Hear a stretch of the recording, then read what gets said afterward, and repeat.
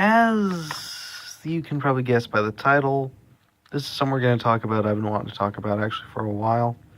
I'm sorry I didn't post a video yesterday, but life.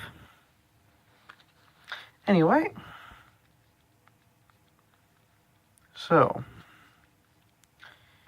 here's what it is. A forgotten MASH character. Probably forgotten because for some odd reason they wrote him out of the TV series. This character was in the book and the film titled MASH. Which is kind of weird. Like, the book is titled A Novel About 3 Army Doctors, yet the movie isn't a movie about 3 Army doctors, and we'll get to other differences too, but not in this video, maybe the next one. So who this character is, he is Captain Duke Forrest from the fictitious town of Forestport, Georgia. Yeah, some say it's Forest City, some say Forestport. I don't know, I don't remember. Yeah, I just know that it has something to do with forest and that it's in Georgia. And is, to my knowledge, the sole Southerner of the 4077th MASH unit. Like, in the show, with the sole exception of Sergeant Rizzo, who's not even a major role, he's just a recurring character, not a major character, a recurring character. And not even that recurring anyway. That plus Rizzo's just an odd story. Rizzo is from Louisiana, though the actor who played him was from Texas. Yeah. Moving on. So this character, Captain Duke Forrest, was introduced in the novel and was in the film. He's in all the sequel novels, yet nowhere in the TV series. They mention him once in the series, in a Season 3 episode titled Life with Father, where they say he owns a toy store. From being a surgeon to owning a toy store. How does that work?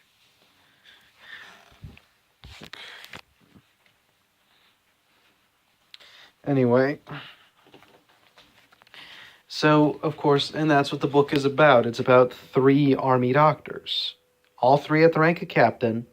All 3 were drafted. None of them have any dedication to military lifestyle, but all 3 are doctors who are passionate about saving lives. They don't care for the Army and what it does They just care about... Okay, that's not to say they don't care about the Army. They just don't care to be in it. They support the U.S. military, but they have no desire to be a part of it.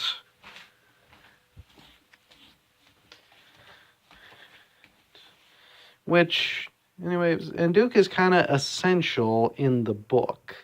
I'm not sure if he's really essential in the movie, particularly after Trapper arrives.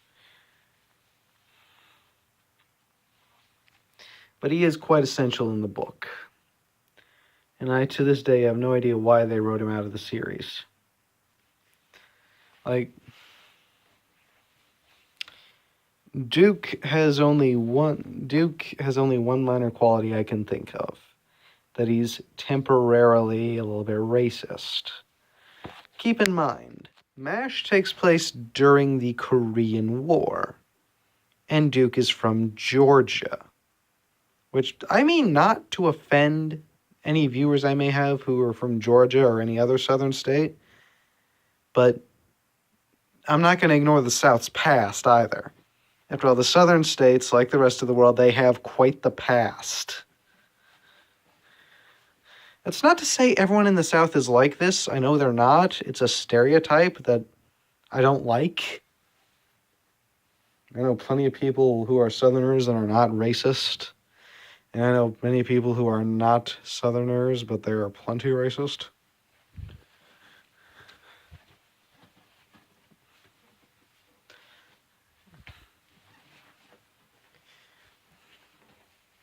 Okay, so, but Duke's racism only lasts about a minute or two. Like, he's not really racist for very long, and they don't imply anything about racism till much later in the movie, and it only lasts a couple of seconds, possibly a minute. And he and the black man who he insulted actually bond together over a bit of the football game that happens towards the end of the movie. And just before he leaves, he apologizes to the man and says, "See you around." And the guy says, "It's possible." As well as also, Duke is a surgeon. He's not a soldier. He is a surgeon. And that's all he cares about is doing surgery and doing it the way he's supposed to. He doesn't really care what race his patient and those around him are, just so long as he can save them and do whatever the hell it is he's supposed to do.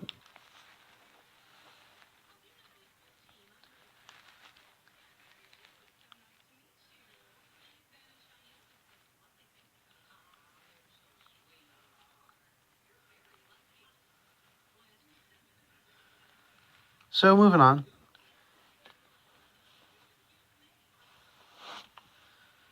So, what else can be said?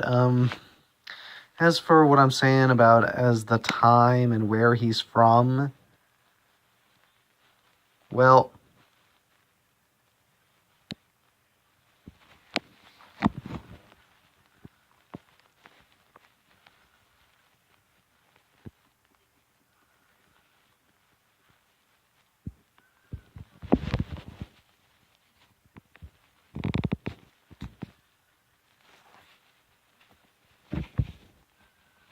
so yeah,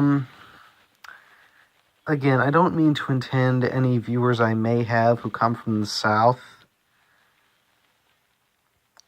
but during the time of, but after the Civil War, things were still very, very much going on in the South between blacks and whites.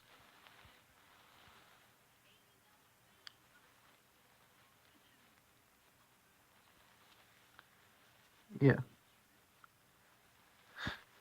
Yeah, so particularly in World War II and in the Korean War, and especially in the military. Yeah, Truman desegregated the American military, and here's the thing, though. You can change laws, but you can't change people. Some people can change, others are just that way for the rest of their lives. And while Duke is particularly not that way, it does get out of him. He does get his racism out. He's not every man in Georgia. Some men in Georgia and the rest of the southern states can change, but a lot of people from the South, not all of them, but a lot, are never going to change. They're never going to think otherwise. But anyway, so Duke's a good guy, and he does apologize for his racism very publicly. And, of course, as for what he's like in civilian life, we only really get a glimpse in the movie about that. Towards the end of the movie, Duke and Hawkeye get their discharge orders. Their time in the Army is done, and it's time to go home. When Hawkeye announces this to Duke, Duke has a little flashback. A flashback where a woman, who I think is his wife, after all the book says he's married, and 2 children walk up to him. And so his wife and his 2 children walk up to him. So that's what he's like in civilian life. That's all we know about him in civilian life is he's married and he's got 2 kids. Aside from that, we don't really know what he does. Yeah. So that's about it. What else can be said about Captain Duke Forrest? He's not a bad guy. He makes a few bad decisions. But here's the thing. The theme of MASH is, well, yes, it's more an anti-war thing with some comedy. The movie, which features Duke, shows that no one is perfect, just like real life.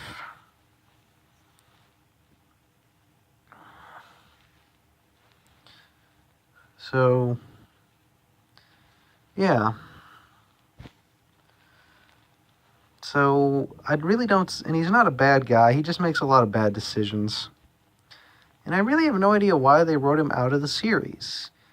Like, you can't argue it was because he was racist, because, again, he gets that out of him. He's only racist for, like, a couple of minutes, and then it's done. And as for, well, Tom Skerritt, the actor who played him in the movie, refused to reprise the role for television. Okay, well, then, the only person in all of MASH to be played by the same actor in both the movie and the show is Radar, Corporal Walter Radar O'Reilly. Aside from him, no one has the same actor or actress in both the movie and the show. No one does. Alan Alda played Hawkeye in the series. He didn't play him in the movie. Donald Sutherland played Hawkeye in the movie. So, if everyone else, except for Radar, can have a different actor or actress, why not Duke? No one has ever said why. I don't expect anyone ever to say why. I just know that it just seems weird. And that's apparently why people have forgotten him, is because he wasn't in the show. The show ran for a whole 11 years. So, Well, I'm just gonna say that, while I do a little review of the movie, I do not have a copy of the movie to show. I can just tell a basic summary. The most basic, least spoiler-free summary of all. 2 surgeons arrive in a stolen Jeep. They find a third surgeon. They become friends. They have various adventures. A very episodic movie and novel. The 2 surgeons receive their discharge orders and leave in the same stolen Jeep they arrive in. It's the most spoiler-free I can give. Excuse me. So, that's all I can say right now. See y'all later.